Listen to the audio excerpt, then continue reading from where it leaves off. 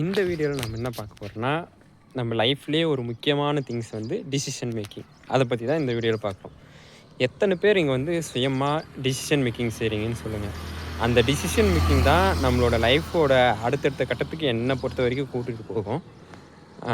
இது நிறைய பேர்கிட்ட அந்த டிசிஷன் மேக்கிங் ஸ்கில்லே இல்லாமல் இருக்காங்க. ஏன்னா எதுக்கு எடுத்தாலும் மற்றவங்க கிட்ட சஜஷன் கேட்டு அவங்க எடுக்கிற டிசிஷனவே நம்ம எடுத்துன்னுக்குறோம்.